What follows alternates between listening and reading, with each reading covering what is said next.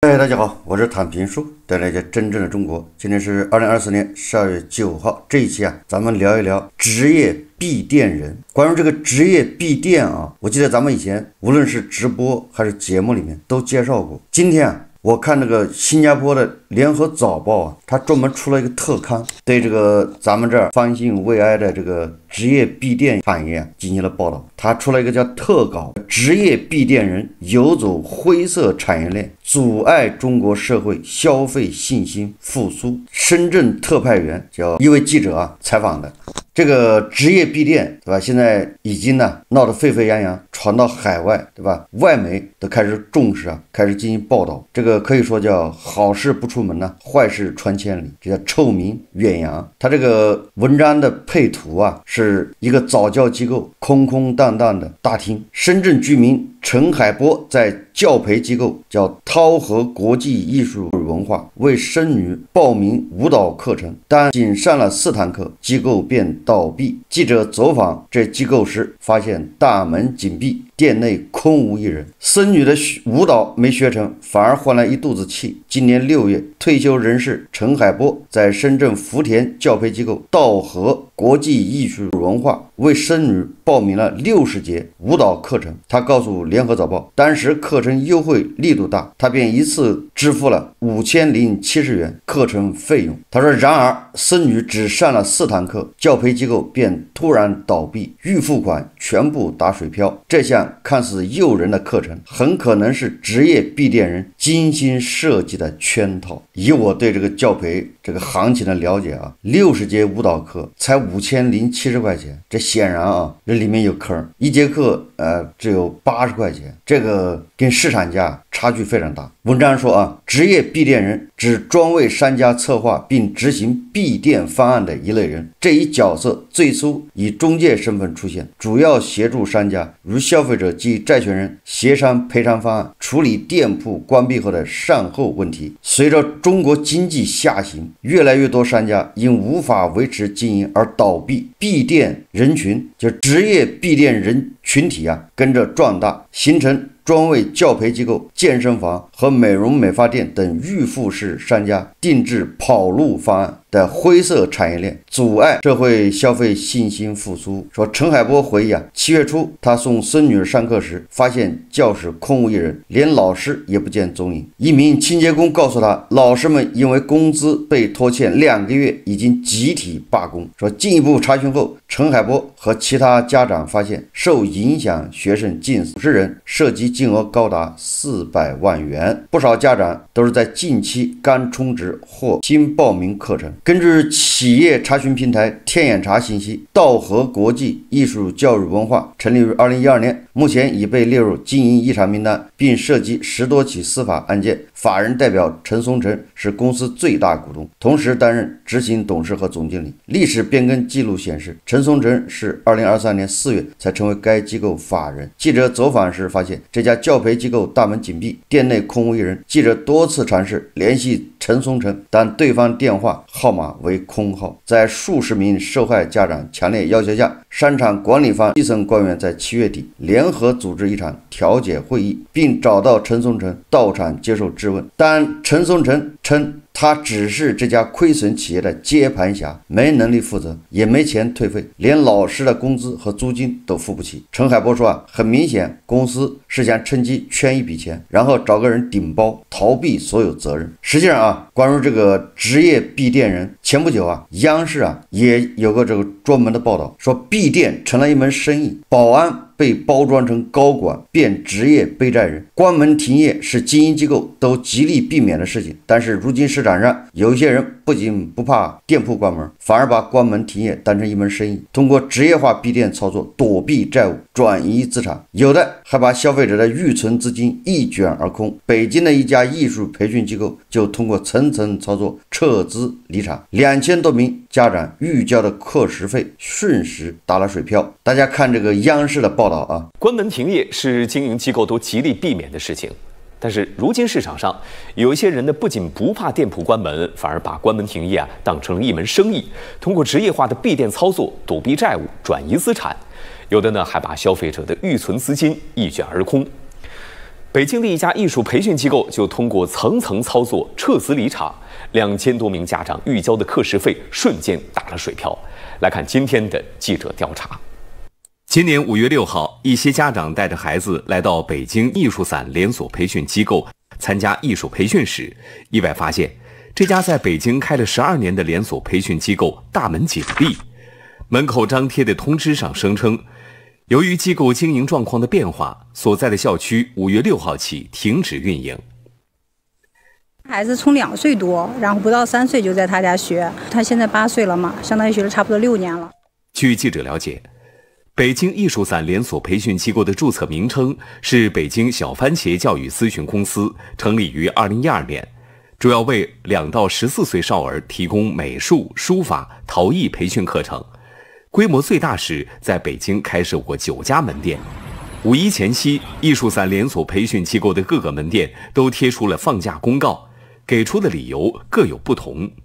像清河校区告知家长的理由是因为人员调整造成停课，预计将于5月6号开课。而在肖家河校区的微信通知里面，4月26号声称由于校区电线线路出现故障，需要维修造成停课。到了4月28号则声称接到高层领导通知，5月6号复工上班。到了5月6号，家长们没有等来如期开课，所在的校区都全部宣告5月6号起停止运营，并通知消费者，在公司已经缴纳的费用及未完成的学习课程，可转入北苑校区或者是转周边机构继续学习。通知上还留了一个2维码，用于家长查询剩余的课程及办理转校区继续培训的手续。可是记者在采访中发现，消费者扫2维码进去以后，并没有找到孩子剩余的课时。更有家长反映，北苑校区也关门了。看视频，实际上你看这些店啊，在闭店前更换负责人，将从事保安工作包装成高管。实际上呢，这种迅速闭店的行为啊，应该是有蛛丝马迹的，而且是早有预谋，别有用心啊。这些职业闭店人利用法律漏洞啊，为不良商家设计闭店方案，通过精心布局逃避债务。一名职业闭店人呢，向北京商报披露，他们一般会向计划跑路的商家收取门店负责债总额的10%到15%作为费用，并物色顶包人充当新法人。这些顶包人大多是急需用钱或无偿还能力的特需人群，哪怕事后追究责任，新法人也难以承担债务，从而帮助商家成功逃避债务。实际上啊，这一套流程下来，看似合规，貌似合法，商家和法人能够经常脱壳，全身而退，而被骗的消费者则面临预付款无法使用，退费无门的困境。实际上啊，诈骗就是诈骗，民事纠纷就是民事纠纷，职业闭店人这些职业闭店操作就是涉嫌诈骗欺诈。职业闭店人呢，行为不仅是市场的乱象，实际上是凸显现有的法规法律对这种行为的约束力不足，难以有效制约违法闭店行为。这些受害人啊，往往都会打电话报警，但是警方到场以后啊，一般的都会以证据不足为由啊，不予立案。就是警方他会以经济纠纷，就一般纠纷不给你立案，有警方一立案那就是刑事啊，甚至有警方啊坦言，对吧？类似的报案多到无法处理，那怎么办呢？那家长只能诉之于法院，就是到法院去告状。但是啊，你到法院，第一个立案难，即便案子立上了，没个2年3年也判不下来。等2年3年判完了，需要这个机构啊，培训机构给你赔钱，人家机构都已经早就关门，人都找不着了。你告的那个法人，那个法人是一个三河大神，或者是哪个偏僻的啊西部山区什么农村的老太太，你对他进行限制高消费，采取一切措施都没有任何用，你的铁拳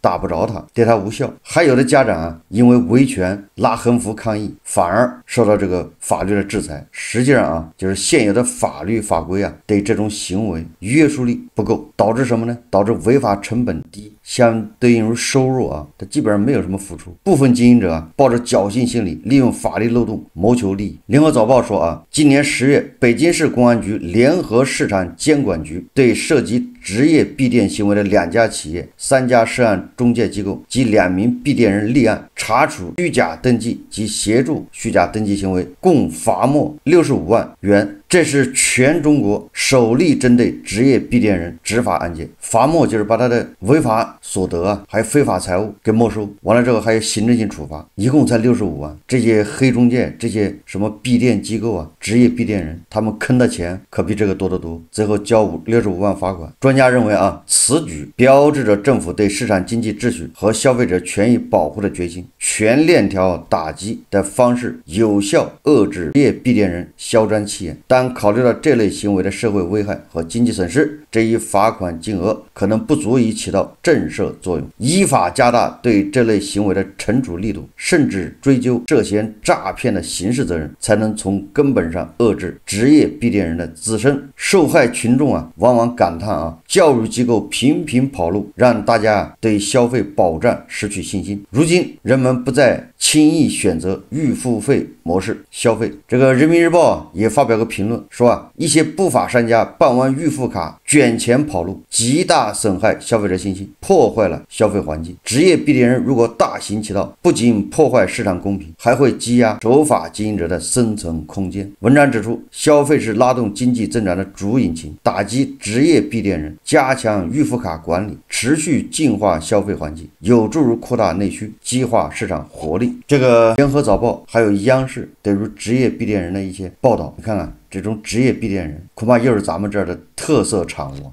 又是咱们这儿特有的。所以在这里啊，我再谈一谈啊，我对这个职业闭店一个理解和看法，供大家参考啊。首先第一个啊，按照联合早报和央视报道的这种职业闭店人，大家都懂，都认为这个应该打击，对吧？这就是诈骗呢。就是你这个健身房老板啊，第一波人你把预付费钱一收，然后他把钱一卷，然后他就把这个店转让给一个职业闭店人，哎，他就关门了。这个职业闭店人首先是收这个来的老板10%到15%的好处费，或者叫法律服务费，或者叫什么债权债务什么解决服务费，就他会收这么一个费用。如果你这个第一批的预付费用户啊，老板如果债务是300万，那么就要付给人家30万到60万不等的一个服务费，你的原来老板就可以撤了，你可以远走高飞，跟这个事没关系了。这个职业闭店人把这个拿下来之后，他不是说把这30万50万给这些受害的这些消费者，而是他就会继续再从消费者上薅一笔。原来一节课200块，他现在打折，一节课80甚至50，对吧？以前是一年会员费是8000，他现在4000，搞个特惠聚会活动，双11或者双12，总之他找个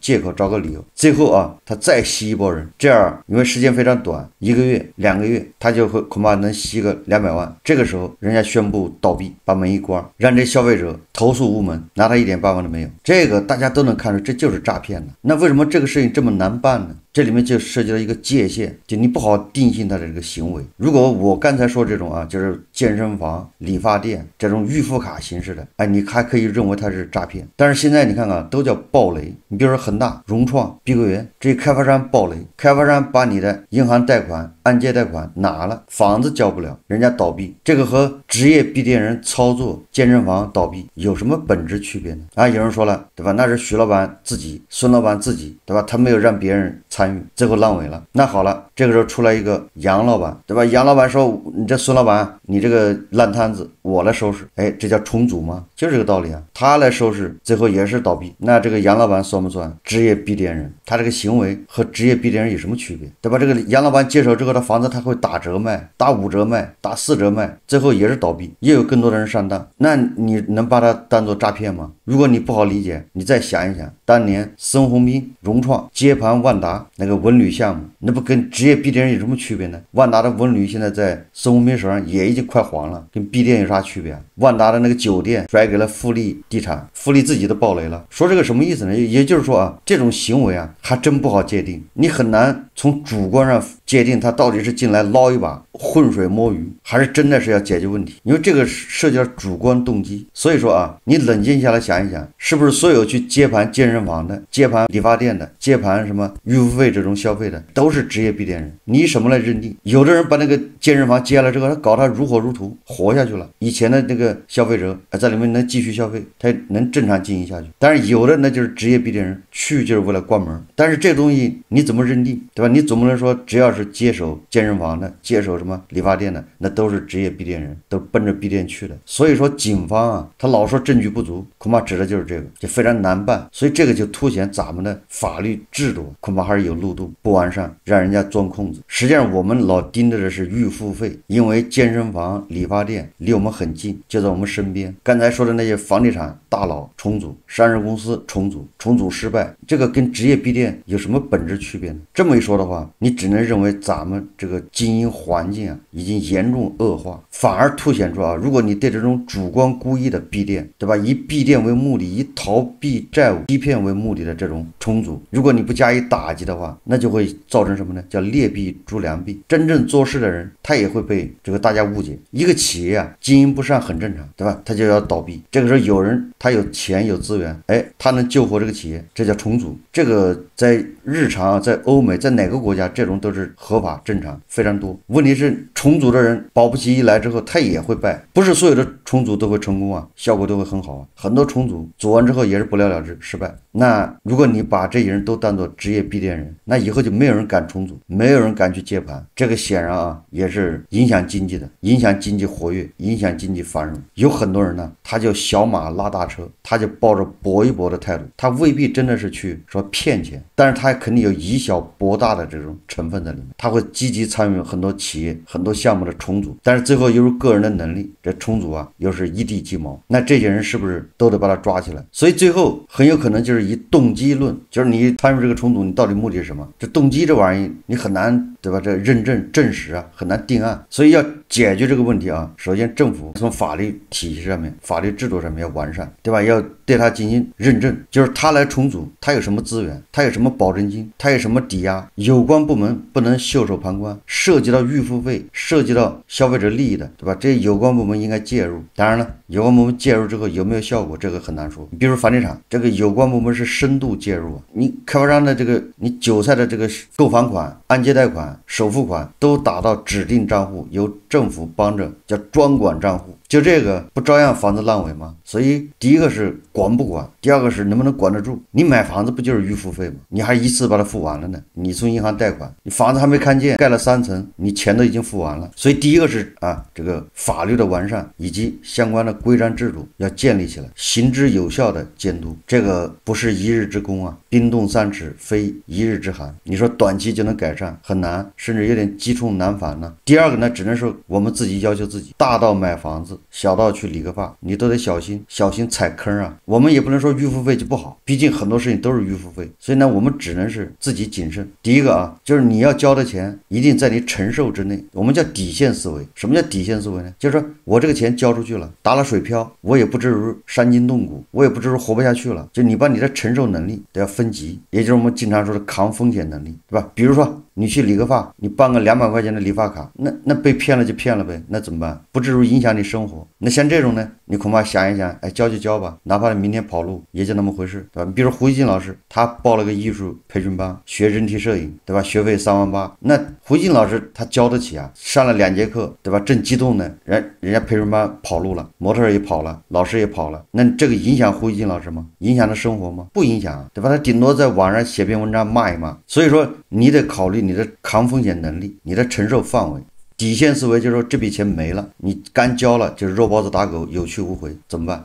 对吧？胡一静老师承受的能力几万块对他没有影响，咱们理个发200块钱500块钱也影响也不大，所以还得看承受能力。如果你说比如说有的培训一次要交10万，你说我承受不起，他万一跑了，对我来说这数字不小，那你就不要想着占便宜，对吧？一次付清，因为他能骗你，他就是一次付清便宜嘛，对吧？你要是享受一次服务，付一次钱，那个就贵。如果你担心你的钱被骗，那你就一次一结，一次对吧？交1个月的，少交没问题。所以我觉得啊，要防止这样的坑，还得从我们自己做起。就是有关部门你指望不上，你等着他改好，猴年马月，而且这个也不是一朝一夕之功啊。那所以我们只能依赖自己，把自己打造成百毒不侵啊，不踩这一坑。但是人呀难免，所以那你最好是评估一下自己抗风险能力。为什么呢？一旦你上当了，受骗了，你别想着把损失追回来，非常难，对吧？你就是买了这个房子，现在房子烂尾了，有很多人围过全都知道，虽然说政府是保交楼，但是其中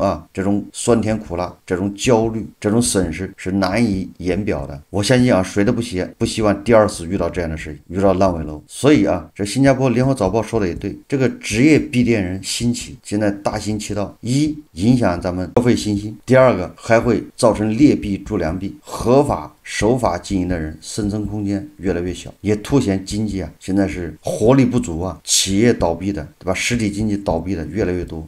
最后是希望有关部门对那些有确凿证据证明他就是诈骗，对这种应该严加打击而不是罚款了之。你罚款实际上是变相鼓励，只会让他下一次闭店的时候坑更多，他好把那个罚款才给他弥补回来，最后受害的还是消费者。好，这期节目我们就聊到这里，感谢大家收看。如果喜欢我的节目，欢迎订阅转发，也可以在下方留言评论，谢谢大家。